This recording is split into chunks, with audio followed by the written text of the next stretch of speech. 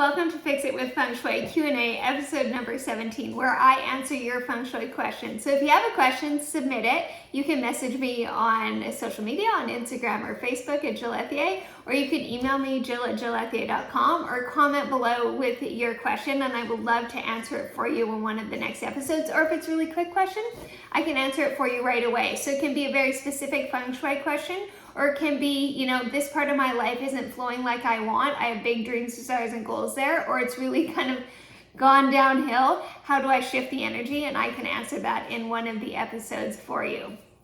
Today's question comes from Patti, and she asks, will Feng Shui ruin my decor in my home? I know there's certain colors and elements you have to use, but I don't want to paint my walls all those different colors, and I don't want all those things out.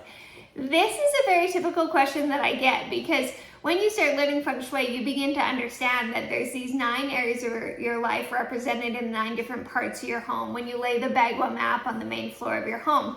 And in each area, there are different colors and elements that you add to those areas. So let's take the back left corner of your home as an example, which is when you're standing at your front door, what is the back left corner? This is the abundance area. And in this area, there are primary colors and secondary colors. And the primary color is purple, and the secondary colors are green and red. So you're wanting to add these colors to this area to boost the energy with regards to abundance in your life. But you might not want to paint the area purple, red, or green. Have I painted the abundance area in my home before? Yes, I have. Because in one of my homes, the abundance area was actually the dining area. So I painted it this beautiful burnt red, and it looked amazing. In my current home, can you see any purple, green, or red?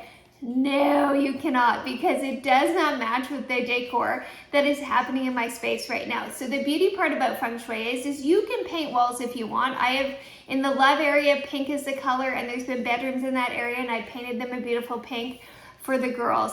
But you don't have to have the color visible to vibrate with the energy. That's the beauty part about Feng Shui is the energy shifts, but you don't even necessarily see the cures, right? You will see some of them in my home, because also in that abundance area, the elements are wood and water. So I have a water fountain in that area. That area is my kitchen. So there's a water fountain out on the counter. And then I have a beautiful piece of petrified wood and another piece of wood that everything sits on, and a plant in that area. So that's the wood element and the water element. So those are visible, but I just use decor to make it look good. So if you Feng Shui and you come into my home, you know why that's there. Otherwise, nobody knows that it's Feng Shui. It just gets the energy vibrating. So when it comes to adding colors and elements to your home, based on what area of your home it is in the Bagua map, what you want to do is you want the color to be there. You want it to be big enough. So I always say like poster board size, so 22 by 28 inches, but it does not need to be visible. The color vibrates anyways. So right now in the cupboard, in the back left corner of my home in the kitchen, there's pink poster board, folded up and placed in there. There is red placed in there. There is green placed in there. And so I've added the color, but you can't visibly see it. In my relationship area, it is in the living room on my main floor. And what I like to do with colors also is hide it behind the artwork or any big pieces of furniture. Well, in that particular area, there's no artwork, because artwork actually lies in the creativity area. So I put the pink poster board under my coffee table, because it's one that you can't see. You can put it under your couch. Like, you can hide the color anywhere. So Feng Shui is all about getting the energy flowing in your home, but it is not about wrecking your decor along the way. I choose decor elements based on the elements in Feng Shui, which are wood, water, fire, earth. And so what you want to do is you want to place certain, and metal. I forgot about metal. So I'll use different decor items to add that energy into certain spaces, because it's super easy to do. So I'll shop my home, and I will move things around based on what the main element is and the building element is. But that goes along with my decor style. I'll also move art around, right? If you have artwork of mountains, that's great in an earth energy area, which is the back right corner, your relationship area, or the middle of your home is earth energy. So if you have a landscape picture or a picture of mountains, put that in that area, because it vibrates with the energy that's needed there. So we can use art like that. But if that's not your vibe, that's fine. Any of the colors or the elements can be placed in cupboards, in storage areas. They do not need to be visible to vibrate with the energy that you need. So Feng Shui does not need to ruin your decor. You know, the front entrance in your home is a very important place in Feng Shui. It's called the mouth of Qi, and it is how all energy comes into your home. So that particular area needs the color red there, because red is the color that attracts the most energy in Feng Shui into your home. And that's what we need to do, is we want to bring the energy in.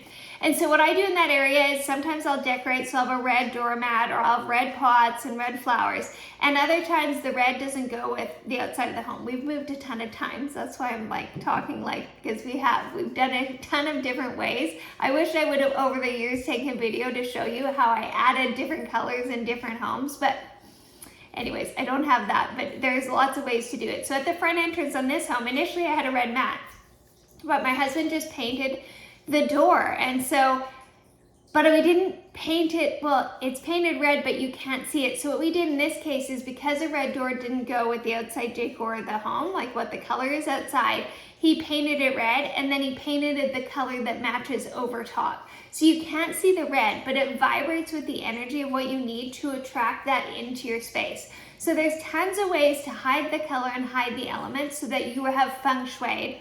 You have the energetic vibration you need to get the energy flowing in your home in all 9 areas of your life, because abundance, self-discovery, relationships, creativity, assistance, your purpose, wisdom, community, and your overall health and well-being are represented in different parts of your home based on the Bagua map.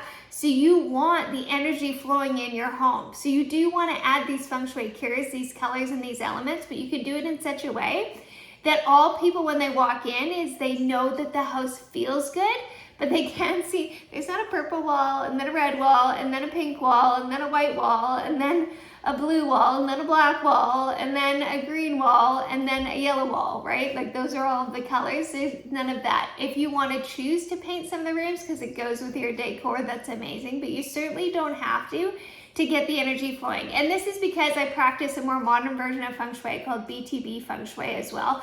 So it's very adaptable, right? So there's always a solution. So you never have to move out of your house. We don't have to do radical things. There's always a cure. There's always a way to fix the energy in some way. So just know that if you are wanting to Feng Shui, Patty, if this is what you want to do, you don't have to change your decor to do it. Will you move some things around? Yes, to get the energy flowing.